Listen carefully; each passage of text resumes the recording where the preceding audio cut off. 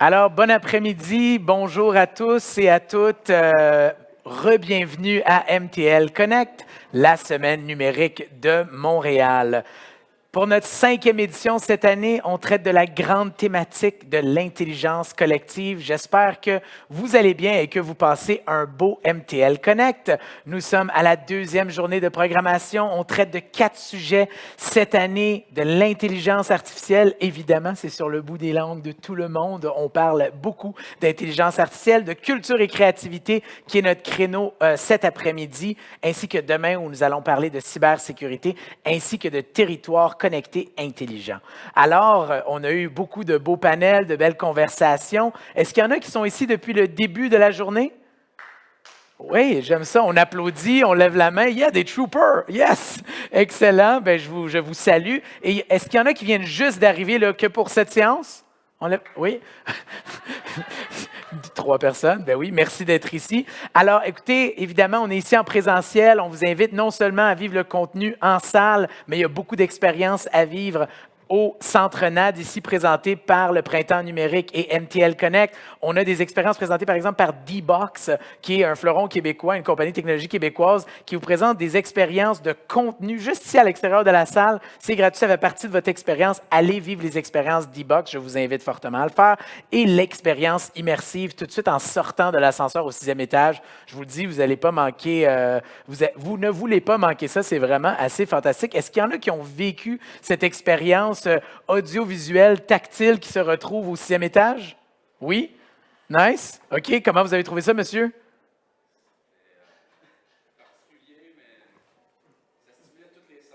Particulier, mais ça stimulait tous les sens. Je trouve que c'est un bon résumé. Je l'ai fait, je suis d'accord. Allez-y, je vous invite tous et toutes d'aller découvrir cette expérience-là. Bref, parce que MTL Connect, c'est plus que d'apprendre et de consommer du contenu, mais c'est d'échanger, de vivre des expériences, de toucher à tout, mais là, pas à tout. Mais bref, c'est vraiment, on vous invite à découvrir tout ce que MTL Connect a à vous offrir. Je fais une salutation spéciale à mes amis François Léonin et Bador. Bonjour. Bonjour, merci d'être ici dans la salle. Alors, je vais tout de suite continuer avec notre prochain segment, un panel, évidemment, culture et créativité. Alors, le sujet de ce panel, c'est le partage d'expériences sur le développement d'un MOOC France-Québec sur la découvrabilité. Alors, je vais tout de suite inviter les intervenants à me rejoindre sur scène. Alors, je vais les nommer un par un. Alors, la modératrice Nadia Serayoko de l'UQAM, elle est chercheuse et chargée de cours. Je vais également inviter Andrés Cuellar, qui vient de Compétences Culture, Viette Kao et Elisabeth Magdin de Synapse C. Et j'invite également Mathieu Richy du RETEST de l'Institut national audiovisuel. On les accueille chaleureusement.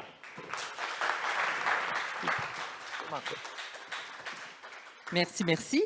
Alors, avant justement de plonger dans ce partage d'expériences, j'aimerais accueillir Marie Béraud du ministère de la Culture de France qui va nous expliquer un peu plus comment ce projet de MOOC s'inscrit dans les stratégies du ministère. Merci beaucoup Nadia. Bonjour à toutes et à tous. Je m'appelle Marie Béraud, je suis chargée de mission numérique et découvrabilité au ministère de la Culture français et je suis ravie d'introduire ce panel sur le MOOC franco-québécois sur la découvrabilité des contenus culturels. Je vais être très brève. L'objectif, c'est vraiment de contextualiser un petit peu la création de ce MOOC qui s'inscrit donc dans la stratégie franco-québécoise pour la découvrabilité des contenus culturels francophones. Donc, c'est une initiative des 2 ministères, français et québécois de la culture, financée donc par nos soins et donc qui fait suite au lancement d'une mission qui a été initiée en 2018 par les premiers ministres français et québécois qui se sont rencontrés et qui ont identifié la découvrabilité comme un enjeu majeur pour les secteurs culturels. Donc, suite à ça, une large consultation de plus de 200 acteurs culturels a été mise en œuvre en 2019. Un rapport a été publié et il est publié en ligne depuis 2020. Vous pouvez le retrouver sur les sites de la culture français et québécois. Et donc, on a lancé une stratégie et la formation des acteurs culturels a été identifiée comme un axe prioritaire de cette stratégie. Donc, c'est dans ce cadre-là que le MOOC a été lancé et je vais vous laisser la parole de ce pas. Voilà, merci beaucoup. Merci beaucoup, Madame Béraud. Donc, ce que nous allons discuter aujourd'hui, c'est rendre visibles vos contenus culturels, les clés de la découvrabilité. Et ce qu'on a envie de vous expliquer, c'est comment, justement, à travers du développement de ce projet-là, les gouvernements, les praticiennes et les expertes ont joint leurs forces pour faire connaître le concept de découvrabilité, et ce, à l'échelle de la francophonie mondiale. Je vais vous présenter les gens qui vont participer à ce panel. Donc, Andrés Cuellar, qui est conseiller, alors j'y vais de ce sens-là, Andrés qui est conseiller à la formation profil technopédagogique à compétences culture. Juste à côté de lui, vous avez Viet Cao, qui est à Synapse C et qui est directeur innovation et analytique de données. On a bien sûr, tiens, je vais aller donc avec Elisabeth Magin, qui est spécialiste gouvernance de l'information chez Synapse C aussi, et qui sera juste à côté de moi, Mathieu Richy Duretest, qui est chef de projet ingénieur pédagogique. J'ai comme l'impression qu'on a tous massacré votre deuxième patronyme, Mathieu. C'est pas Duretest plutôt, ou Duretest. Alors, c'est bien, donc je me suis dit, est-ce que j'y vais avec l'ancien français ou le français moyen pour prononcer le ESTE? Voilà. Or, donc, nous allons tout d'abord commencer justement en parlant de la fameuse découvrabilité. Alors, la découvrabilité, c'est un terme que vous avez entendu souvent, je pense, au cours des dernières années, mais on s'applique à de plus en plus faire connaître ce qui en est. Donc, c'est la découvrabilité d'un contenu dans l'environnement numérique qui se réfère à sa disponibilité en ligne et à sa capacité à être repéré parmi un vaste ensemble d'autres contenus. Donc, par exemple, notamment par une personne qui n'en faisait pas précisément la recherche. Or, comment, lorsqu'on se présente devant un écran, les contenus nous apparaissent et comment est-ce qu'on les trouve avec facilité ou pas? Est-ce qu'on a ensuite une autre petite diapo? Donc, on a pour la découvrabilité des leviers qui ont été identifiés il y a quelques années, qu'on peaufine et qui nous permettent justement de mieux comprendre comment, justement, on peut activer ces leviers-là. Vous les voyez ici. D'un côté, on a adapté les contenus culturels à l'environnement numérique. Donc, on parlera de disponibilité en ligne, d'utilisation des métadonnées, de positionnement adéquat dans des marchés locaux, de conception d'une stratégie de marketing et d'exploitation des fameuses mégadonnées, donc d'usage. Le big data, pour ceux qui cherchent, qui se demandaient qu'est-ce que c'était que ce mot. De l'autre côté, vous avez adapté l'écosystème aux pratiques numériques, donc former des acteurs culturels aux nouvelles pratiques, mobiliser le milieu culturel et travailler en synergie, conscientiser des citoyens au rôle des algorithmes dans leurs pratiques culturelles, suivre l'évolution de l'environnement numérique, améliorer la compréhension du processus de découverte, la conception aussi de nouveaux outils et de méthodes qui facilitent la gestion des droits d'auteur et la modernisation du cadre réglementaire. On a, je pense, un dernier petit tableau avant. Est-ce que oui, c'est ça. Le fameux tableau que vous trouverez facilement en ligne si vous faites justement une recherche, il est très découvrable. Quand on cherche justement découvrabilité et qu'on fait image, il apparaît rapidement. Donc, comment justement est-ce qu'on peut arriver avec les 4 piliers de la découvrabilité à faire mieux connaître, si on veut, nos produits culturels? Dans le court terme, on va parler de la promotion, du marketing, et dans le long terme, on va développer nos fameuses mégadonnées liées et structurées. Et bien sûr, cela va résulter par un exercice justement de SEO, c'est-à-dire comment est-ce que les engins de recherche vont arriver à trouver justement ces définitions-là. Là, si vous êtes encore dans le doute, je pense qu'il y a un MOOC qui est pour vous, qui a été créé par les gens ici et dont nous allons justement discuter un peu plus. Et là, j'arrive avec Andrés. Pourquoi est-ce qu'on décide tout d'un coup, ça fait partie de la stratégie des ministères, mais de créer un MOOC? Bon, Nadia, merci et merci beaucoup à vous tous d'être là aujourd'hui, aussi ceux qui nous suivent en ligne. Donc, pourquoi un MOOC? Donc déjà, c'est quoi un MOOC à la base? Donc là, c'est cette question, disons que là, on a travaillé entre la France et le Québec pour développer, pour concevoir ce MOOC. Déjà, là, on a vu une distance par rapport à l'approche à ces concepts de MOOC. Donc, un MOOC, c'est un cours en ligne ouvert massivement à toutes et à tous. Pour la France, peut-être c'était plus commun, oui, cette approche, alors que pour nous, on s'est rendu compte rapidement qu'il fallait aussi faire un peu de pédagogie par rapport à ça, à ce système, à ces stratégies d'enseignement. Donc ça, c'est d'abord, c'est massif, accessible en termes de financier, parce que c'est gratuit. Et reste encore un peu à explorer l'accessibilité dans d'autres domaines, ouais, d'inclusion, diversité. Mais c'est accessible en termes de finances, c'est gratuit, et aussi en termes des territoires, parce que c'est en ligne. Donc c'est en ligne, alors beaucoup de monde, beaucoup de personnes peuvent y accéder. Alors, oui. Oui, mais j'allais justement dire, vous avez parlé des gains financiers, tout ça. Si on parlait des gains pour les apprentissages, à ce moment-là, je crois que c'est Mathieu qui voulait nous glisser un mot sur la façon, hein, comment est-ce qu'on peut justement faire des gains en utilisant un MOOC lorsqu'on veut faire des apprentissages. On a opté pour un parcours autorythmé. Mhm. Donc, en fait, la progression autorythmée permet 2 parcours pédagogiques possibles. Le premier, chronologique, suivant la cohérence du fil rouge, chapitre par chapitre, leçon par leçon. Voilà. Et un autre parcours qui permet à des personnes plus expérimentées d'accéder directement à des contenus spécifiques ou à d'autres apprenants de découvrir le MOOC à leur rythme. Donc c'est la modalité pédagogique qu'on a choisie pour permettre aux utilisateurs de naviguer à travers ces apprentissages. Et c'est à la fois, si je comprends bien, donc, ce qu'on soit vraiment un initié ou qu'on soit au tout début de son parcours, on va trouver ce qu'il faut. Absolument. Pour les néophytes, Mhm. on a un déroulement chronologique Oui. qui va permettre de découvrir l'ensemble.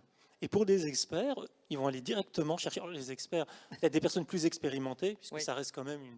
Les experts, ils sont en train de faire le MOOC. Voilà, c'est ça. Les personnes plus expérimentées d'accéder vraiment au contenu spécifique. Et pourquoi avez-vous choisi, parce que la plateforme, c'est FunMOOC. Oui, Il y a c'est plusieurs ça. endroits où on pourrait développer un MOOC. Pourquoi avoir choisi cette plateforme particulièrement? Alors, c'est une bonne question parce que il a fallu plusieurs semaines d'études. Et en fait, notre étude préalable a montré que Fun disposait des fonctionnalités, du support et du cadre juridique dont nous avions besoin. Par ailleurs, à travers la communauté d'apprenants tissée au fil du temps par Fun, nous avons bénéficié d'un vrai relais de communication auprès de la francophonie internationale. Donc à la fois des critères techniques, juridiques et de communication. Et quand on utilise FunMOOC, comment est-ce qu'on doit communiquer à propos de ce qu'on a fait, à propos du MOOC, finalement, pour intéresser des apprenants? Ah, je pense que c'est Andrés qui peut plus Oui, nous en répondre fait, là-dessus. FunMOOC, justement, propose une approche à travers 5 raisons pour suivre le MOOC. Ils offrent aussi la possibilité, ils écrivent des articles à propos du MOOC qu'ils envoient à travers l'infolettre. Donc, ils ont une infolettre qui a des millions de lecteurs.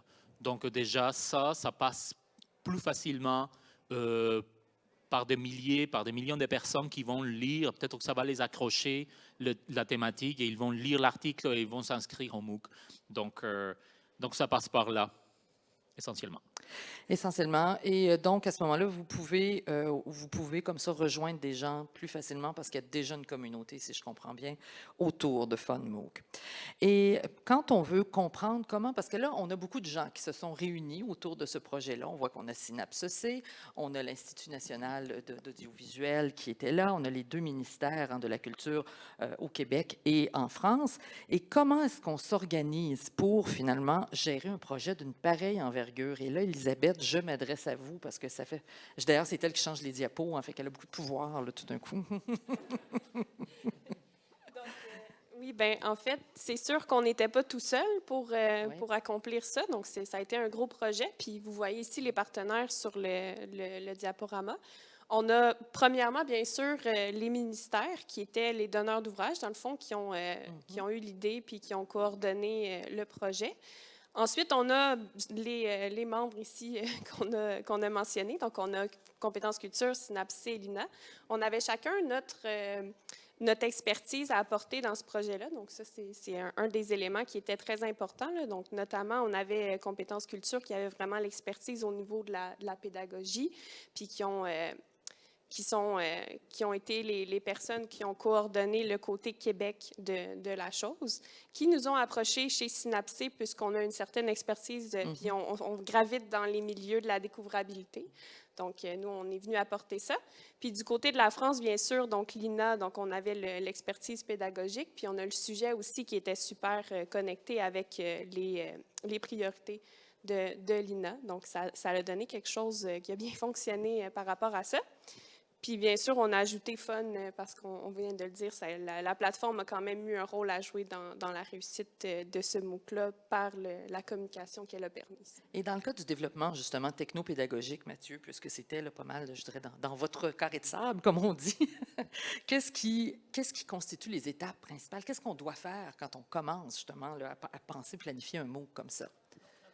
La première étape, c'est le plan de cours. Voilà, on a calé le plan de cours sur la base de la demande des ministères. D'accord.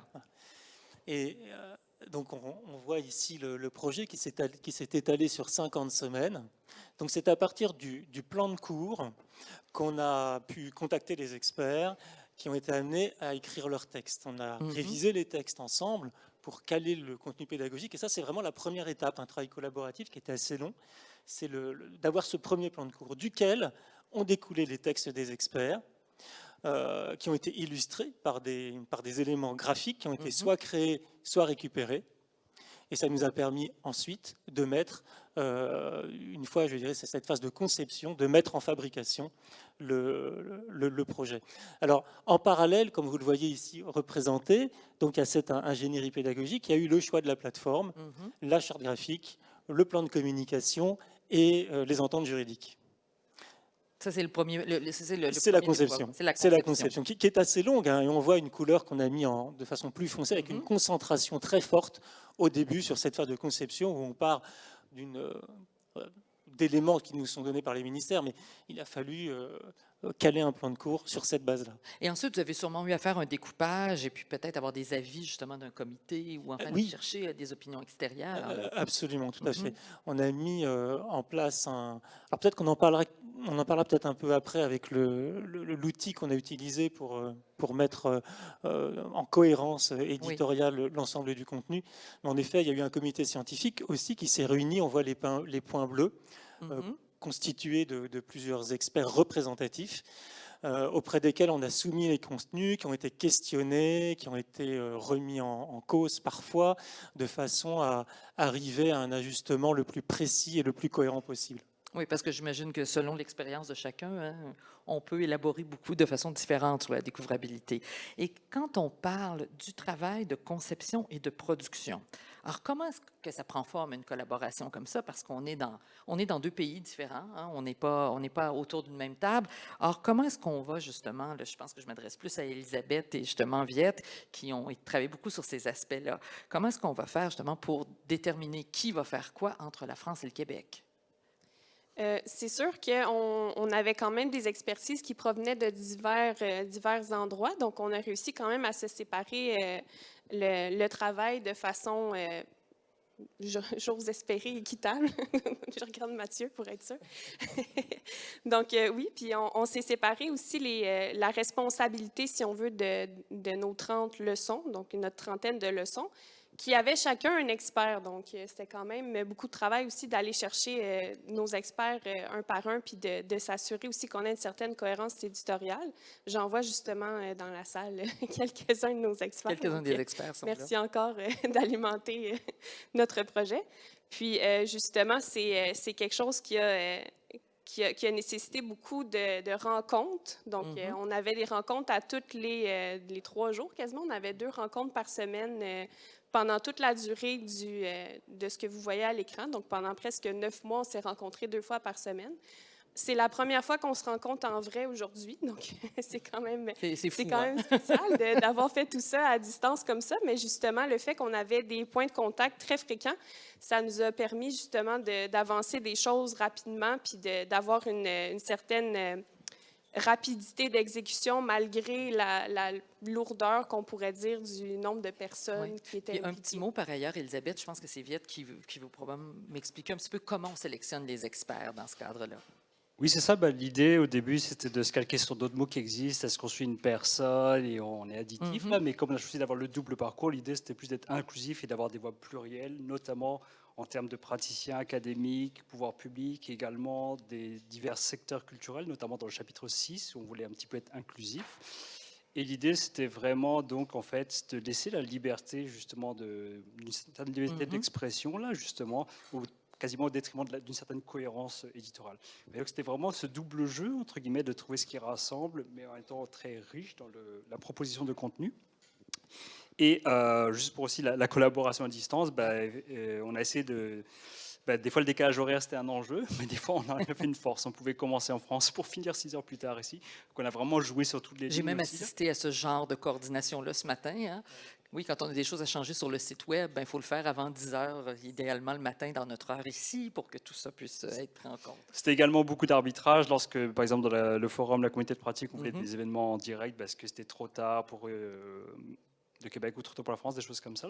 Mais donc l'idée était vraiment de maximiser, en fait, donc d'être pas trop, on va dire, auto-centré sur nous-mêmes là, parce qu'il y a des réflexes naturels quand même là, mais plus de profiter de la richesse de tout ce que chacun pouvait apporter à la table, en fait.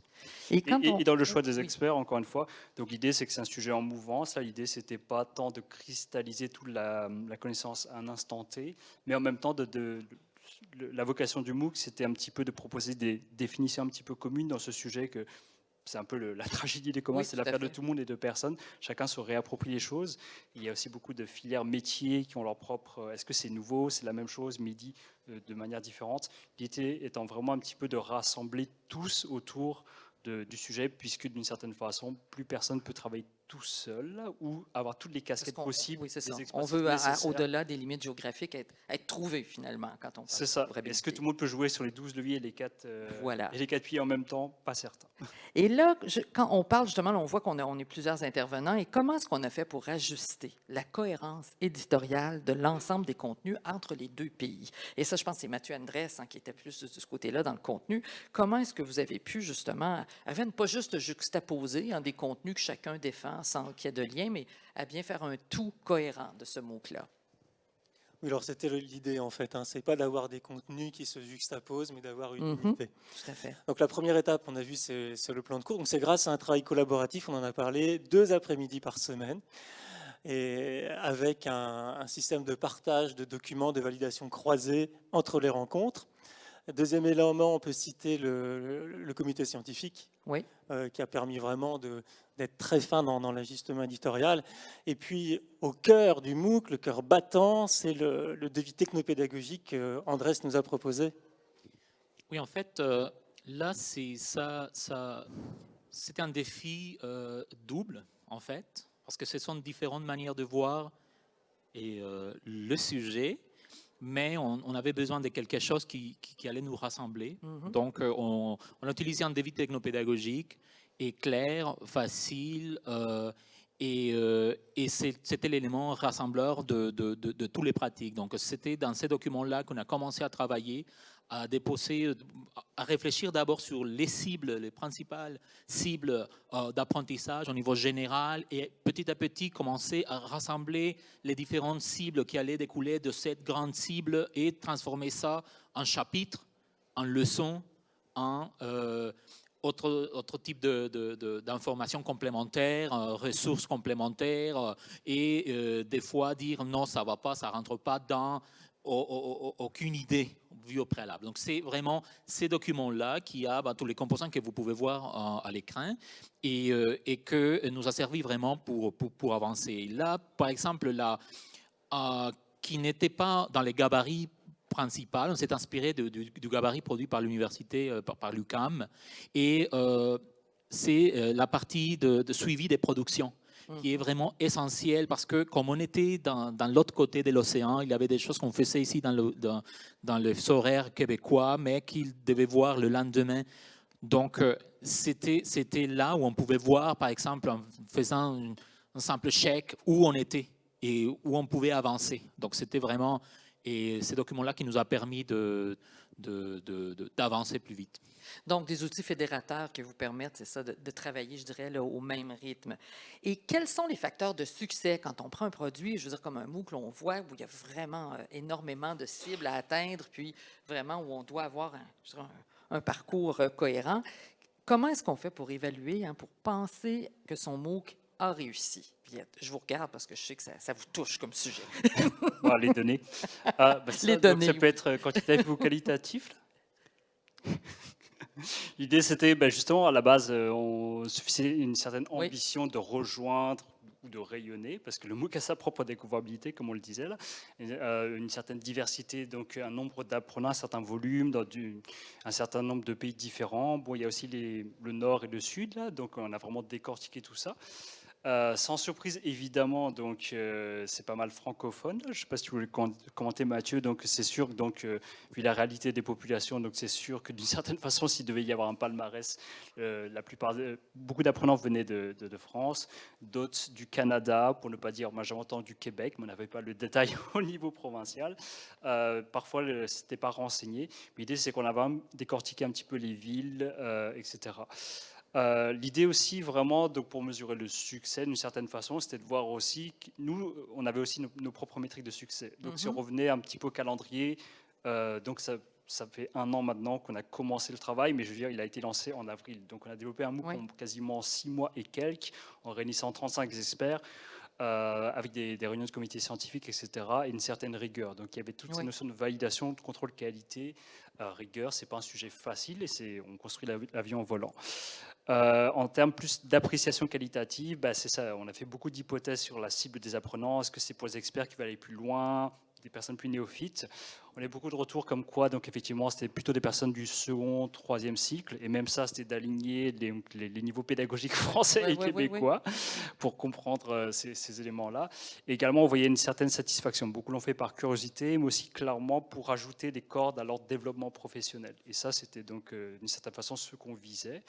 Et également, donc, si c'était à refaire ou autre, là, on voyait que quasiment plus de 80% de tous les apprenants, donc de tout horizon, encore une fois, seraient intéressés à une suite, à un renforcement des compétences, et ils trouvaient que le contenu était assez vulgarisé.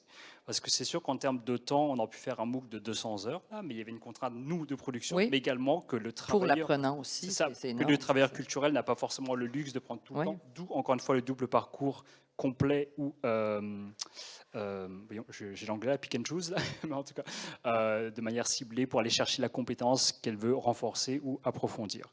Et ce choix s'avérait payant aussi parce que ça, justement, on a une bonne adéquation entre les moyens qui ont été mis, des petites vidéos rapides qu'on peut aussi partager à soi-même, son collègue, éventuellement ses fournisseurs, pour encore une fois bâtir un vocabulaire commun, une bonne compréhension des enjeux, pour encore une fois une mise en œuvre des leviers et des piliers. Et si je comprends bien, donc, vous, du côté de Synapse C, c'était vraiment le sujet, le réseau, etc., que vous avez finalement apporté. Compétences culture, donc c'était du côté du développement pédagogique, et du côté de l'INA, c'était aussi le côté pédagogique, mais aussi le réseau et le côté infra aussi qui a été développé. Absolument. D'accord, c'est bon. Et qu'est-ce que vous auriez envie de recommander à quelqu'un qui se dit, peut-être qu'il y a des gens dans la salle ici qui se disent, il me semble qu'un MOOC, ce serait approprié pour un sujet sur lequel on a une expertise, sur lequel on aimerait collaborer. Alors, si on se disait, là, on va être très numérique, en 5 points, qu'est-ce qu'on pourrait recommander à des gens qui aimeraient se lancer dans cette aventure? Premièrement, se donner le temps. On avait 9 mois pour aboutir à notre bébé, dans le fond. Puis, en fait, il y a quand même certains moments où on s'est dit qu'on était un petit peu à la course. Donc, vraiment, ce n'est pas quelque chose qui se fait rapidement, surtout avec le nombre d'experts qu'on avait à inclure et qu'on voulait consulter. C'est sûr que, parlant des experts, le côté collaboration est important. Donc, le fait d'avoir des bons outils de collaboration, puis d'avoir l'espace de pouvoir, comme on disait, se dire les vraies affaires. Donc, le fait d'avoir de l'espace justement pour bien collaborer, d'avoir des bons outils, d'avoir des Sylvie qui viennent nous remettre à notre place quand on a des choses à remettre. Donc, c'est le genre de choses qui est très utile. Puis, bien sûr, bien s'entourer. Donc, on a mentionné qu'on avait une trentaine d'experts qui ont participé à notre MOOC. C'est vraiment un des facteurs de réussite parce que, justement, on a une certaine... un certain panel, si on veut. On a un regroupement de personnes qui viennent apporter leur partie dans le grand sujet, qui est un sujet en évolution. Donc, c'est super important. Je voudrais peut-être justement, pareil, finalement, la voie plurale, c'est de dire que c'est l'affaire de tous aussi, pas juste d'une poignée de spécialistes ou des gens intéressés aussi. C'est une façon de démocratiser ça. Parce que quand on parle de diversité de points de vue, justement, c'est ce que vous voulez là, apporter via le fait qu'on ait des gens d'un peu partout qui viennent. Et de tout niveau. De tous les niveaux. Et quand on parlait tout à l'heure du devis pédagogique, j'imagine que ça fait partie aussi des outils structurants qu'on va employer qui vont nous permettre de rester sur la bonne route pour accomplir là, ce projet. Oui, je pense que j'ai nommé 3 choses. On avait droit à 5, c'est ça? C'est ça, oui. Mais bien te compléter avec la diversité. Puis là, je vous ramène avec les outils structurants, qui, m'a-t-on dit, faisaient partie pas mal des choses qui étaient importantes pour le projet. Oui, j'aimerais, Nadia, si oui, vous me le permettez. C'est un MOOC offre une possibilité de se faire découvrir de manière massive. C'est donc notre objet de découvrabilité, c'était la découvrabilité elle-même. Donc, ce MOOC nous a servi comme moyen, justement, comme canal pour arriver à beaucoup de gens qui peut-être n'ont jamais entendu parler de découvrabilité. Et là, ils ont appris déjà à dire « Oh oui, je sais ce que c'est la découvrabilité ». Et arriver en soirée et en parler et dire « Tu sais ce que c'est la découvrabilité ?» Ça permet ça. Parce que c'est massif, parce que ça arrive à tout le monde, parce que c'est gratuit. Donc, si vous... Ça démocratise le savoir. Là, voilà, donc exactement ce que vient de dire Liette. Donc, voilà, je le dis autrement. Mais c'était très jazzé comme façon de le dire. On espère que les gens vont nous faire ça tantôt, vont nous parler de découvrabilité ainsi. Et là, on arrive justement juste avant la période de questions. Si on pensait à une deuxième MOOC qui suivrait ce premier étal, ils sont comme « Oh non, elle nous amène au deuxième. Non, non, non. » Qu'est-ce qu'on pourrait ajouter? Est-ce que vous avez envie déjà de nous parler de quelques pistes qui pourraient être ajoutées? On a la répartition aussi parce qu'on a sauté des petits... C'est pas grave, mais oui, outre des graphiques, des fois on fait des images. on a un petit peu illustré justement non, mais l'aspect que mentionnait Andrés du caractère justement démocratique et d'une certaine façon mondialisé. Encore une fois, donc c'est la découverte dans des réseaux mondialisés, dans des structures et des infrastructures numériques mondialisées. Là. Donc encore une fois, l'idée c'est qu'on peut être découvert de partout, par tout le monde aussi. Oui. C'est ça. Et pour les nouveaux apprenants, est-ce que vous avez encore des choses à leur apporter pour le deuxième volet ou comment est-ce que vous voyez ce côté-là? Oui. La deuxième session se prépare en fait. Oui. Et donc l'idée, la première approche était une approche d'acculturation où on pose les concepts, on donne les premières pistes, les premières pratiques. Et notre idée, ce serait d'aller vers comment dirais-je, des pistes beaucoup plus concrètes et opérationnelles à travers des webinaires notamment. On a des experts tout à fait. Donc c'est l'approche qu'on est en train de mettre en œuvre pour l'ouverture de la deuxième session dans quelques semaines, début d'hiver 2024. Alors, ceux qui sont avec nous et ceux qui sont en ligne, vous avez présentement là, un petit code QR que vous pouvez justement scanner et aller vous inscrire en vue d'être avisé justement pour la prochaine séance. Donc, dans quelques semaines. Oui, dans quelques semaines. Depuis le début de la semaine, j'attendais justement de savoir à quel moment, quelques semaines. Est-ce qu'il y a des gens dans la salle qui ont des questions pour nos participants? Parce qu'on est à ce moment-ci de notre présentation. Est-ce que j'ai des petites questions? 2 questions ici que non.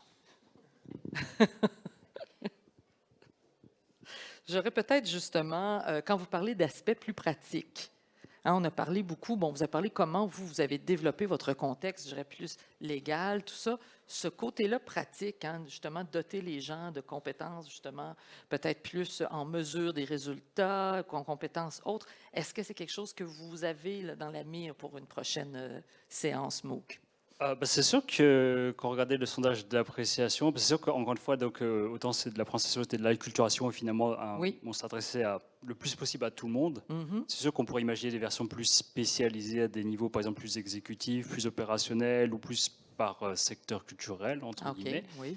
Il y a la notion, c'est sûr que s'il y a une notion de mise à jour des connaissances, encore une fois, c'est un sujet qui évolue tout le temps, notamment tout ce qui est réglementation de fait. l'IA, etc. C'est sûr que c'est des sujets qui permettent, en fait, c'est un sujet tellement vaste et riche qu'on pourrait faire une mise à jour permanente. Oui. Mais l'idée, c'est un petit peu de trouver l'équilibre entre, en fait, faire la synthèse de ce qui se passe pour pouvoir le diffuser plus et non pas non plus être toujours tellement en mouvement qu'on est finalement jamais nulle part. Et une autre piste aussi serait en fait de pouvoir, encore une fois dans le souci du travail culturel qui a encore moins de temps, faire des versions encore plus exécutives et moins sur les enjeux et un peu plus sur je commence par où, et en fait avoir un peu ce retour d'expérimentation, parce que encore une fois, autant le MOOC paraît très théorique parce que c'est un instrument des universités, mais à la base, c'est des retours de pratique ou une communauté de pratique qui se forme, le transfert des savoirs tacites de pair à pair, des retours d'expérience, les bons coups, les mauvais coups. C'est sûr que ça serait très intéressant. Et d'ailleurs, pour justement, avant le mot de la fin, Elisabeth, je vous citerai, vous parliez ce matin de leur apprendre à pêcher, donc avec peut-être un lexique pour que vous soyez capable ensuite d'aller justement dans un moteur de recherche de votre choix, parce que ce n'est pas toujours obligé d'être Google, et de faire votre recherche pour trouver de l'information. Et ça, c'est toujours le nerf de la guerre. Pour trouver de l'information, il faut avoir les bons mots pour la chercher et les bons processus. Fait que j'ai cru comprendre que ça allait être aussi dans vos objectifs futurs. Oui, bien c'est sûr qu'on rêve tous d'avoir l'ultime checklist là, de quoi faire, comment, dans quel ordre, mais souvent, justement, cette checklist-là va tellement évoluer à tous les jours avec un sujet comme la découvrabilité que c'est bien d'avoir les ressources pour pêcher au lieu d'avoir le poisson. Tout à fait, tout à fait. Je vous remercie, Elisabeth. Et merci d'avoir été avec nous tous. Oui. Il y a une question. Oui. J'ai même le micro. Ah oui, oui, toi, ça s'est fait pendant que je parlais d'autre chose. J'ai rien vu aller. Allez-y donc. Bonjour, je suis ADN pour Culture Laval. En fait, c'est pas une grosse question, mais plus une demande peut-être du milieu. On sait que les travailleurs et travailleuses du domaine culturel sont débordés, donc ça peut prendre beaucoup de temps avant de finir ce MOOC-là. Et bien que le MOOC est super intéressant, je suis un peu comme une scout, j'aime bien avoir les badges. Je me demandais si pour la deuxième séance, il serait possible d'étendre le délai pour l'obtention du badge. Intéressant. Oui, on note. Demandez. On le note. Merci. Mais merci de la suggestion. Je pense que ça a été bien reçu, Mathieu. Mathieu, tout à fait. Oui, je pense que c'est une excellente idée. Merci beaucoup d'avoir partagé avec nous. Pour complémenter ce que tu mentionnes, et je pense que c'est un sujet très cher à Compétences Culture, mais il y a effectivement là, une forme de reconnaissance des acquis, effectivement aussi, qui est très importante. Et au début de je vous remercie tout le monde. Et là, on arrive à la toute fin. Et en conclusion, on a eu Marie Béraud du ministère de la Culture de France. Et là, pour venir justement conclure cette séance, j'accueille M. Mathieu Rochelot du ministère de la Culture des Communications du Québec. Je vais même lui prêter mon micro. Est-ce que vous avez... Non, vous allez devoir prendre mon micro. Voilà. Merci. Merci pour cette belle discussion. Bonjour tout le monde.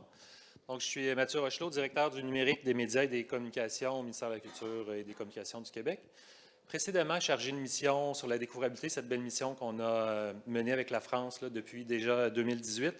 Donc, on est très heureux là, de voir l'aboutissement. Puis ça fait quand même quelques années qu'on a eu de l'idée à la mise en place et les résultats. Donc, on est vraiment content d'avoir pu contribuer à ce projet-là. Puis on espère vraiment que ça puisse se développer dans le futur. Il y a une session 2, voire une phase 2, et qu'on puisse continuer à faire rayonner là, cette formation-là pour que les acteurs de la francophonie puissent développer leurs compétences. Évidemment, on vous invite à vous inscrire à la prochaine session. Puis peut-être juste un petit mot aussi sur l'importance ou l'intérêt un mot sur l'intérêt et la pertinence de travailler avec d'autres gouvernements, malgré les embûches liées aux procédures administratives, aux pratiques distinctes, sans parler des calendriers qui peuvent être différents, aussi des objectifs qui varient en fonction des priorités ministérielles. Donc, le diagramme où vous montrez l'organisation du travail, ça a quand même pris un certain temps à mettre en place, à trouver comment on pouvait faire ça. La France devait fonctionner d'une autre façon de nous. Donc, il y a souvent beaucoup d'embûches à l'entrée, mais ces embûches-là, il y a beaucoup plus de bénéfices là, au final, malgré ces embûches-là qu'on peut avoir à travailler dans un contexte intergouvernemental. Donc, c'est très important pour nous de continuer à aller de l'avant et de soutenir d'autres projets là, qui peuvent se faire entre la France et le Québec. Donc, bravo d'avoir surmonté aussi. Vous avez aussi eu à vous organiser là, dans vos contextes particuliers là, de français et québécois. Et finalement, je vais juste vous mentionner les rendez-vous France-Québec, qui est une autre collaboration qui émane de la mission, qui se tiennent demain, donc des journées, plusieurs conférences sur la découvrabilité. Donc, venez en grand nombre, on vous attend. Merci beaucoup.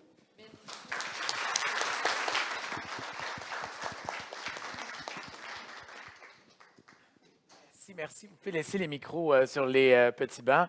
Merci beaucoup. Pas obligé de le fermer, pas de problème. Merci. Merci encore. Alors, encore une fois, on remercie nos panélistes Mathieu, Viette, Elisabeth, Andrés et Nadia. On les applaudit encore. Merci.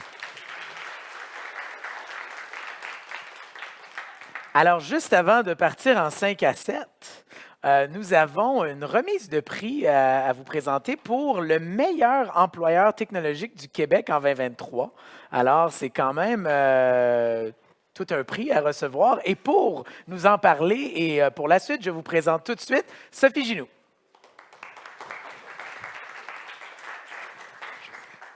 Je vais vous donner un micro. Oui, je vais vous donner celui-là. Il est-tu ouvert? On l'ouvre. Numéro 2. Non, lui, on va prendre le clicker. Sophie. Non, celui-là. Le gros bouton vert. Et le micro. Voilà. Bon, content de vous revoir. Je suis armée. Bonjour à toutes et à tous. Merci beaucoup d'attendre un petit peu avant de prendre un verre. On va pouvoir en prendre plusieurs ensemble tout à l'heure. Vous allez voir, en n'allant pas au-delà de 0,5, évidemment, c'est dit sur tous les médias aujourd'hui. Donc, je suis ravie aujourd'hui de vous présenter la deuxième édition en fait du prix du meilleur employeur technologique du Québec. Voilà. Alors, qu'est-ce que ce prix ? Eh bien, il a été conçu par les deux plateformes Espresso Job et Génie Inc., qui sont des plateformes nichées d'emploi de référence au Québec, en collaboration avec MTL Connect. Notre équipe, eh bien, vous en doutez, nous travaillons chaque jour à mettre en contact les travailleurs les plus talentueux du milieu et les employeurs les plus innovants en matière, évidemment, de technologie, mais aussi en matière de management, de ressources humaines. Voilà, et c'est pour ça que nous avons créé ce prix-là, parce que nous avons à cœur leur développement, évidemment, et leur épanouissement. Alors, nous avons créé ce prix-là, pourquoi ? Quand on parle de bonnes pratiques au niveau ressources humaines, on parle de salaire, d'avantages sociaux, évidemment, mais pas que. On parle aussi d'équité, d'inclusion, de respect, de reconnaissance, de sentiment d'appartenance, autant de valeurs auxquelles nous nous tenons, j'imagine vous aussi, dans le milieu. Et voilà, ce sont des modèles qu'il faut célébrer, selon nous. Alors, c'est là que j'appuie sur... Hop, le petit bouton. Alors, oui, alors nous allons bientôt dévoiler les entreprises finalistes, mais nous voulions tout d'abord vous dire que, évidemment, comme c'est un prix qui... véritablement un beau prix, là, d'une part, mais qui est associé à une bourse quand même de 7 500 $ de valeur. Eh bien, nous avons reçu pas mal de candidatures et nous avons eu 7 experts que vous voyez ici qui ont, eux, analysé les dossiers finalistes. Donc, c'est ça. Alors, je vais leur demander de venir, ceux qui sont présents parmi nous aujourd'hui au niveau des juges, de venir me rejoindre, à commencer par Michel Noël, directeur du Centre de formation continue de la Faculté de génie de l'Université de Sherbrooke et président suppléant du conseil d'administration de l'Ordre des ingénieurs du Québec. Voilà, juste à côté de moi. Également, Véronique Lewandowski, donc chef de produit pour le groupe Velan Média, dont font partie Espresso Job et Génie Inc. au niveau des plateformes. Mathias Gabor, donc c'est ça, leader en marketing et en développement numérique, bien connu au Canada au complet. Il a notamment travaillé pour tellement de monde, Valtech Canada, Deloitte, BBDO, BRP, Cookit, beaucoup de monde. Merci beaucoup.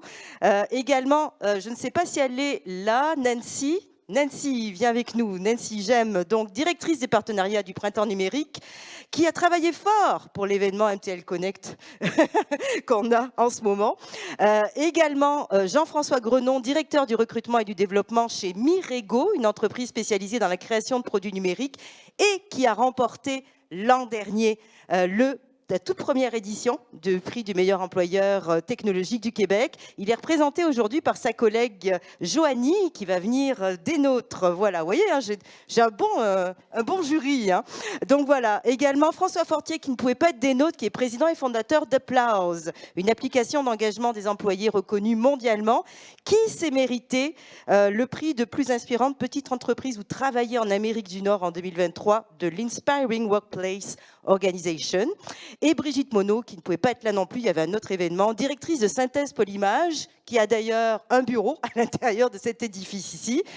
Donc voilà, une structure qui facilite le maillage entre les entreprises, les instituts de formation et les talents de l'industrie de création numérique. Voilà, alors ça c'est une bonne partie de mon jury. Merci à tous d'être là, merci à tous d'avoir en fait donc analysé tous ces dossiers. Maintenant, passons aux finalistes. Alors, juste peut-être un tout petit peu à droite et à gauche, sinon on ne les verra pas. Évidemment, on ne pouvait pas garder toutes les entreprises qui ont participé. On a avec nous les 4 finalistes. 4 finalistes qui sont remarquables hein, au niveau de leur pratique RH, quelle qu'elle soit. Évidemment, il y a du pointage. Au final, il y a un gagnant. Mais il faut quand même toutes quand même leur dire bravo.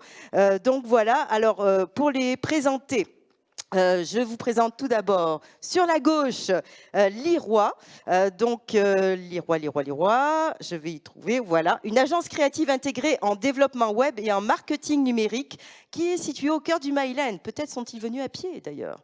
Donc voilà, elle est forte de 20 ans d'existence et elle réunit 60 talents. Également, Pétale, eh bien, vous l'avez vu, il y a un petit kiosque Pétale juste à côté d'ici, ils sont partenaires de l'événement aussi, composé de près de 350 spécialistes des technologies de la santé qui développent des solutions innovantes de soins en temps réel et de facturation médicale. Ajoutons d'ailleurs que Pétale a été certifié Great Place to Work par le Great Place to Work Institute Canada en 2022 et en 2023. Bravo. Donc c'est ça. Également, Triple Boris est établi à Varennes et à Repentigny. Ils ont fait le chemin, merci beaucoup. Compte aussi 50 employés. C'est un studio de développement de jeux vidéo indépendant en plein essor qui travaille avec des entreprises de toutes dimensions, qu'il s'agisse de studios émergents ou du multinational. Triple Boris a également gagné un prix au Best Places to Work en 2021 décerné par Games Industry Biz. Voilà. Et enfin, R2I, qui est un chef de file en solutions info-nuagiques. Voilà, info-nuagique, en solutions de centres de données et en transformation numérique. Cette entreprise d'une 50aine d'employés a des bureaux à Montréal, à Ottawa et dans le Grand Toronto. Ouais, on a quand même des belles entreprises ici, il faut quand même le dire. Et maintenant, bon, ça va être le temps du roulement de tambour. On aimerait bien vous entendre. Je n'ai pas vraiment de bruit de roulement de tambour autour de moi. Est-ce que j'ai quelqu'un justement qui va venir décacheter l'enveloppe?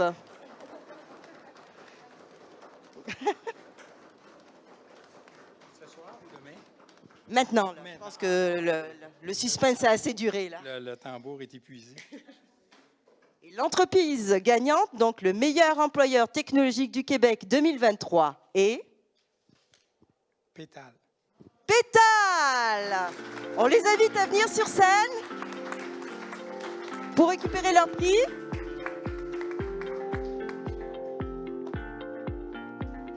Et à dire quelques mots, évidemment. S'ils ont...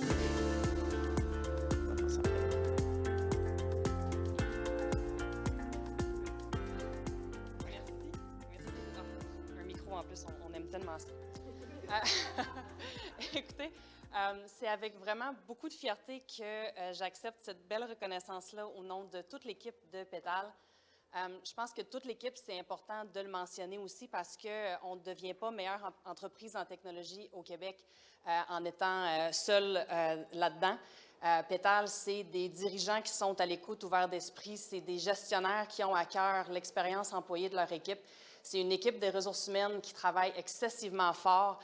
Et c'est aussi tous les employés actuels et même passés qui ont passé par chez nous qui nous aident à progresser avec leur implication, leurs suggestions et parfois même leurs critiques.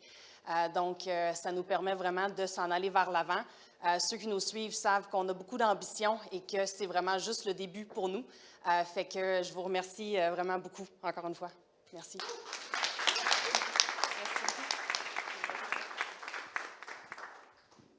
Merci à vous. Maintenant, il est temps, je pense, d'aller prendre un verre. Hein. Merci.